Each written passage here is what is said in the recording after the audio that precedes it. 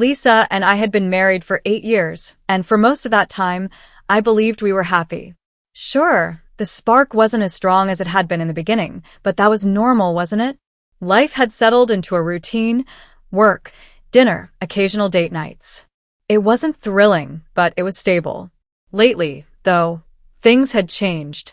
Lisa had grown distant, spending more time on her phone, going out without explanations, and coming home late without a care. At first, I told myself I was imagining it. Maybe work was stressing her out, or maybe she just needed space. But deep down, I knew something was off.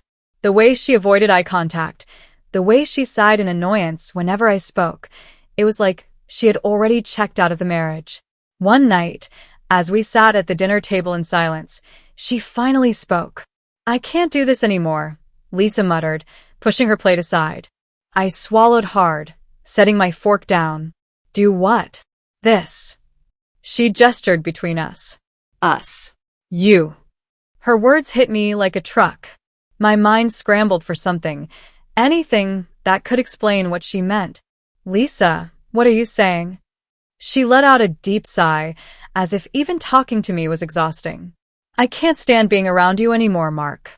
I feel suffocated in this marriage. Every day, I wake up and wonder what the hell I'm still doing here." The blood drained from my face. I wanted to ask why, but I already knew the answer. I'd seen the signs. I just never wanted to admit it. "Is there someone else?"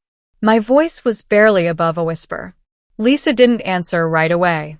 Instead, she looked at me like I was a nuisance. "That's not the point," she finally said. "That's exactly the point." I shot back, my hands trembling. "Are you seeing someone else?" She scoffed, shaking her head, but her silence said more than words ever could. That moment confirmed everything. I pushed my chair back and stood up, my chest tightening. "How long?" Lisa rolled her eyes. "Does it matter?" I let out a bitter laugh. "Wow.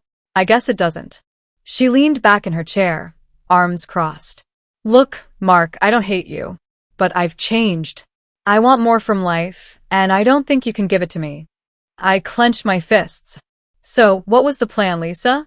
"To string me along until you found the perfect moment to leave." She exhaled slowly, as if I was being dramatic. "I don't know. Maybe."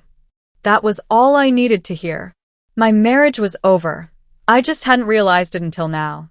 A few days passed, and Lisa barely spoke to me. She moved through the house like I was invisible, only acknowledging me when necessary. I had thought that maybe, just maybe, she'd reconsider, show some remorse, give me a real explanation. But Lisa wasn't interested in explanations. She had already made up her mind. Then, I got a text from my friend, Jake. It was a blurry photo, but I recognized her instantly. Lisa, sitting at a dimly lit restaurant, laughing, leaning in close to a man I had never seen before. My stomach twisted into knots. "Thought you should know," Jake's message read. I didn't respond. I didn't need to. I already knew the truth. But seeing it confirmed? That was different. That was a dagger straight through my chest. That night, I waited for her to come home. The clock ticked past midnight, then 1, then 2. When she finally walked through the door at nearly 3 in the morning, she didn't even bother to sneak in quietly. She tossed her purse on the table and looked at me like I was a piece of furniture she had forgotten existed. "Where were you?" I asked, my voice calm but cold. Lisa sighed dramatically, rubbing her temples. "Not this again, Mark. I told you I need space." "Space," I repeated, nodding. "Got it. Just curious, does space happen to look like a candlelit dinner with another man?" She froze for a second, just a second, before regaining her composure. "Were you following me?" I let out a sharp laugh.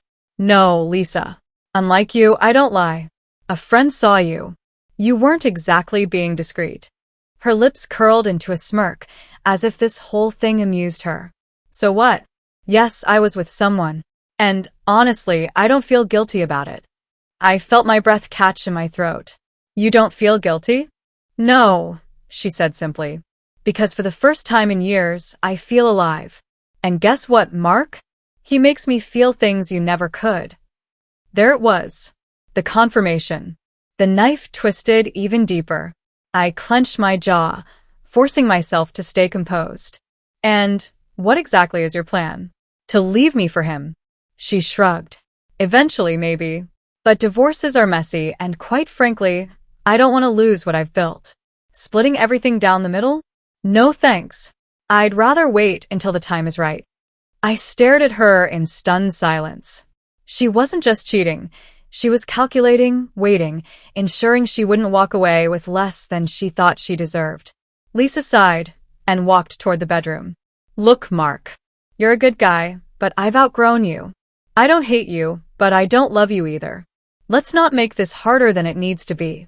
She disappeared behind the door, leaving me standing there, fists clenched. It was in that moment I realized Lisa thought she had all the power.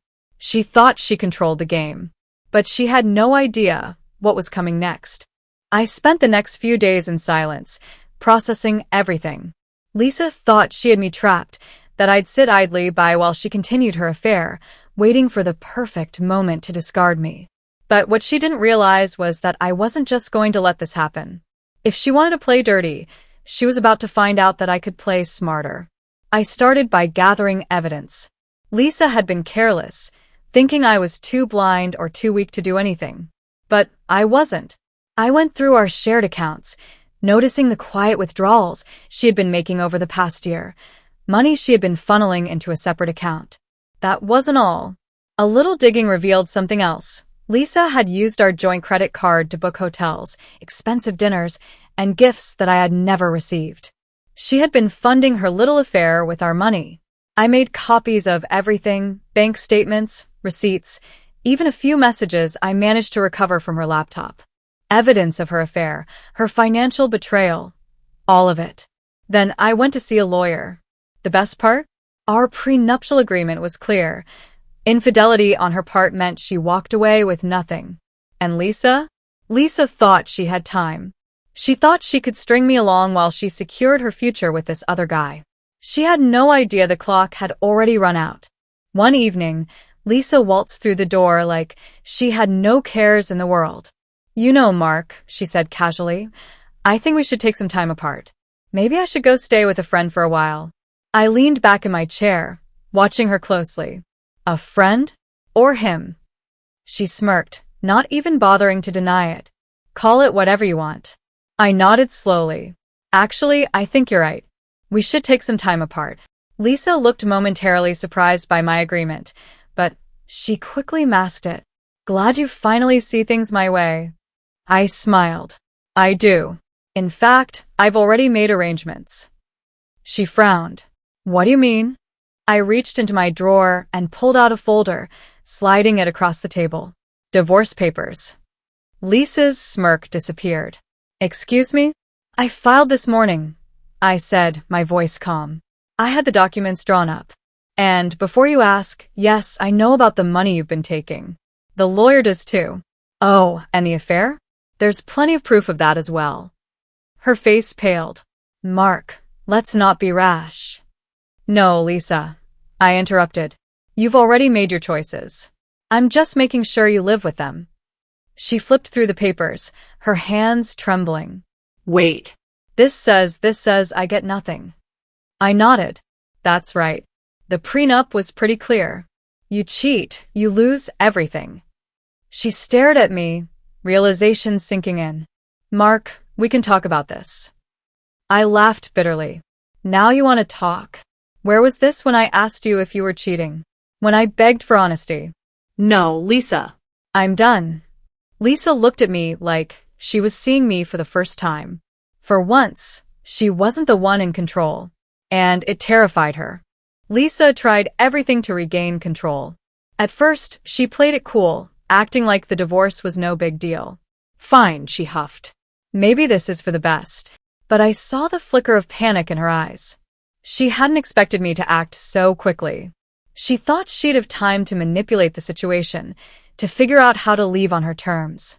Instead, she was being tossed out with nothing. Then came the anger. This isn't fair, Mark, she snapped a few days later, waving the divorce papers in my face. I gave you years of my life. You can't just throw me away like this. I leaned against the kitchen counter, arms crossed. Funny. That's exactly what you were planning to do to me. She gritted her teeth. You're punishing me for one mistake. I cut her off with a sharp laugh. One mistake, Lisa, you've been cheating for months. You were planning to leave me the second it was convenient. The only difference is I got ahead of you. She threw the papers onto the counter, her hands shaking. I'll fight this. I'll get a lawyer. Go ahead, I shrugged. But everything is airtight. You signed that prenup. You don't have a leg to stand on. She stormed off, slamming the bedroom door behind her. But I wasn't worried. The damage was done. She had done it to herself.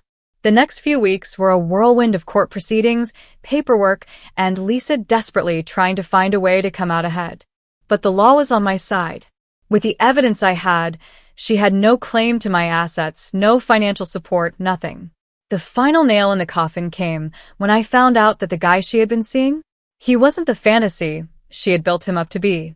After hearing about the divorce, he ghosted her, blocking her on everything. Turns out he was only interested in her when she had stability, when she had my stability. Lisa came to me one last time after that. It was late at night, and I was sitting in what used to be our living room, now my living room.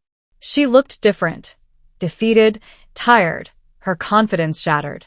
I messed up, she said softly, standing in the doorway. I didn't answer. She took a deep breath. Mark, I know I hurt you. I know I was selfish. But maybe we could. I held up a hand, cutting her off. No. Her eyes widened. Just like that? Just like that, I said firmly. You made your choice, Lisa. Now you have to live with it. She blinked rapidly, as if holding back tears, but I didn't feel sorry for her. Not anymore. The divorce was finalized soon after. Lisa walked away with nothing. No house, no savings, not even a car. I moved on with my life, free from the weight of a woman who had once told me she couldn't stand me. And as for Lisa, the last I heard, she was struggling, jumping from one failed relationship to another, trying to find someone to replace what she had lost. But me, I was finally happy. Free. And that was the best revenge of all.